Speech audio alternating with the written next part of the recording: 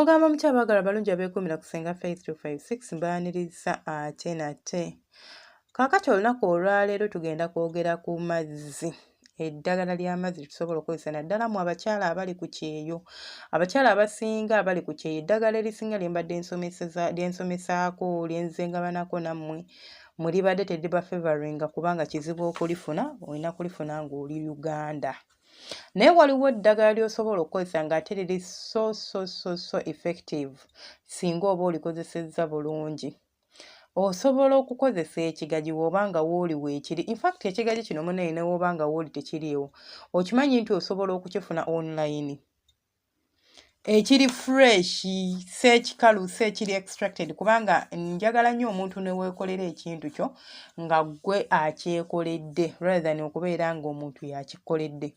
Ekigagi ekyo ekiri fresh, tukwata ekigagi kyaffe ekiganda ekyaddala. Ekigagi nabagambye kirimu ebika bibiri. Waliwo ekigagi eky'ekimuli ekye bayita ekigagi ekizungu. Ekyo kiba kimuli, ebiseera ebisinga era bw'okisalamu wakati tekibeeramu ggeero, kibeeramu ggeero nga mutini nnyo kathiinireeya. Naye ate ekigagi ekyaddala kibeera ne kiggeero ekinene kye kikifuula okubeera nga kiri herese oba nga kikola kye twagala. Tetwagalako kikuuta, tetwagalako ki, twagala ekyo ekintu ekibeeramu munda ekyeru ekiringa ekimeremere. Kwata ekigagi kyaffe ekyo, olina okubeera nga wooli weekiri bw'okiba nga weekiri. Awo gwe kijja kukwanguyira nnyo. Kiba tekiriiwo oba ogula kigule ng'oli mu nsi ez'ebweru, osobola okubeera nga okiteeka mu fridge. Kubanga saagala okikole kyonna, tugambe olina ekikola kinene bulungi. Ekikola ekyo ogenda kikwata okyozeeko, bw'omala okyozaako okisaleko mu sides muno omuli amagimbi. Then okiteeka awo kikenenuke. Ekigagi ekyo kirina olugundi oluvaamu olwa green olwo bw'oba nga waakakinoga. Bw'oba nga baakinoga dda ng'oguze kigule, gwe teweeraliikirira olwo kiba kimaze okuvaamu obwo obuntu. Olwo oluntu lwa green olwo oluvaamu si lulungi. Si lulungi, so luba lulina okuvaamu oluzzi olwo olukaaba olwa green. So ofuna w'okiwunzika ng'okiyimiriza oba w'okisimba ng'okiyimiriza ne kisooka kikaaba ne bivaamu. Bwe bivaamu bulungi then n'okikwata n'okisala like n'oggyako olugundi lwa green, luleya lwa green. Bw'omala okuggyako leya ya green n'oggyamu ekyo eky'omunda. Kwagamba obeera ng'akiwaatako. N'oggyamu ekyo ekintu ky'omunda, ofuna ejjiiko oba ofuna akambe n'oscoopingamu. Ngenda kubalaga era nga bw'olaba bwe nkikola mu kavidiyo ako ke attachinze waggulu nti okiscoopingamu bulungi. Wamala okiscoopingamu, funa akagundi kaffe akakebe nga kaliko akasaanikira. Akakebe ako mw'ogenda okiteeka. Kakebe ne kabeera kati nti teweetaaga kakebe nga kanene. Oteekemu ekigagi kyaffe ekyo. Bw'omala oteekamu ekigagi kyaffe ekyo, like osobola okukibulendinga oba olina blender. Bw'oba tolina blender, sooka okiteeke mu kabakuli. Then ofune ejjiiko, okinyige n'ejjiiko oba ne fooku. Ne fooku. Okinyige bulungi. Kati oba obeere ng'akikuba nga bw'olaba bwe tukuba amagi. Bw'omala okikuba ng'era bw'olaba bwenkola, bw'omala okikuba kitabulemu amata. Bino byonna ogenda bikolera mu kabakuli nga bw'olaba bwenkola. Tabulamu amata okube bulungi nnyo n'amata. Amata aga fresh milk. Si ono Longo Life, fresh milk gano aga bulijjo. Otabulemu bw'oba Uganda tugambe aga dayali, naye kuba aga dayali ebiseera ebisinga gabeeramu oluzzi luyitirivu. Bagongeramu anti amazzi. Tuba twetaaga agategeerekeka aga ddala. So okozesa fresh milk n'otabulamu. Bw'omala okutabulamu n'obeera ng'ogenda bikozesa obutasukka nnaku 3 ku 2. That's why Kyovola nagambye nti oba weetaaga nga either wooli weekiri nti ogenda n'onogako bunozi oba si kyo ng'ogenda kukitereka mu fridge. Katugambe oguze ekikola kyo kubanga tosobola kukola portion eyo yonna mulundi gumu. Bw'ogikola omulundi gumu kiba kigenda kwonoonekako ate njagala okikozese nga kiri fresh. Okitereka mu fridge kisobola okubeeramu ne kimalamu ennaku eziwera ezisukkamu 3 but I would prefer gw'okole ennaku zo 3. Bw'omala obitabula bulungi nnyo, teeka mu kagundi kaffe. Muka container kaffe ogenda bitereka mu fridge. Gwali mu kiyumba olinza okungamba fridge sobola giteekamu bintu ebyo bakama bange bakambwe then gwe kola ng'obikozesa ennaku 2. Obitereke mu room yo oba mu kinaabiro kye wantu wolaba nga wali cold nga like tewaliiwo musana tewaliiwo kikale nga wannyogoga naye nga room yo oba nga mu musana. Ewantu ewannyogoga oba tolinaawo kati kankubulira ekyokukola. Osobola okukwata akatawulo oba tawulo entinitini n'ogiteekamu amazzi.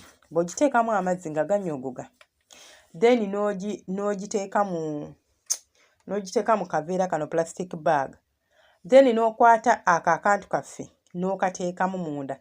Kabeera eyo temperature ebeera omwo. Ebiseera ebisinga bw'oba ogaddeyo tawulo eyo manyi okubeera ng'ejja bbuguma. Kati togiggala, toclosinga gundi, tobisibiramu munda. Gwetuuzamu butuuzi nga biri open, then otuuzeemu akantu kaako.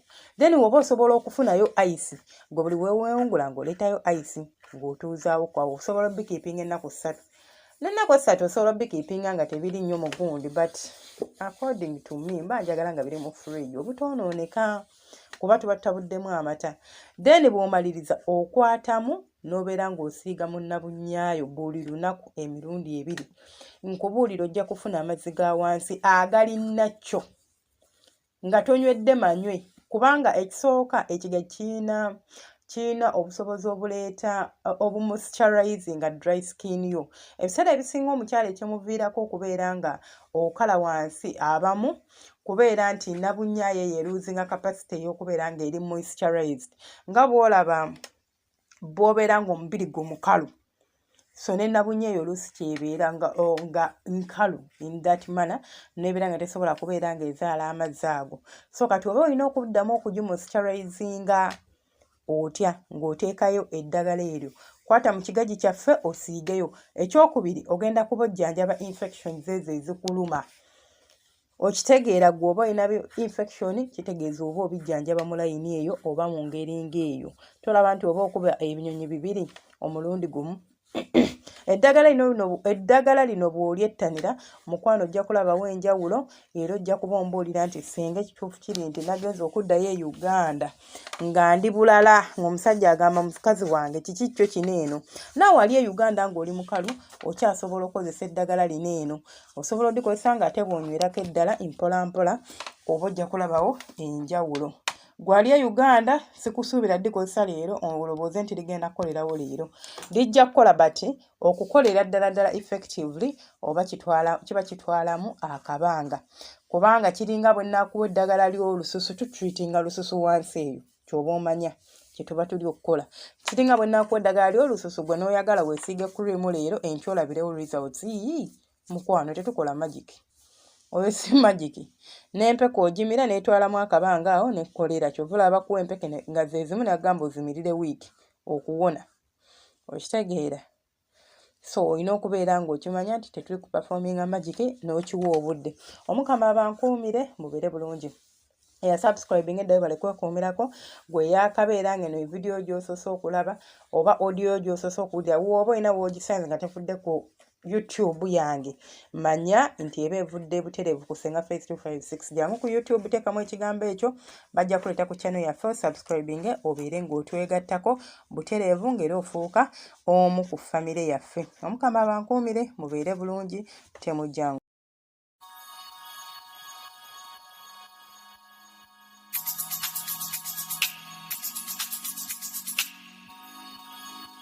Yeah.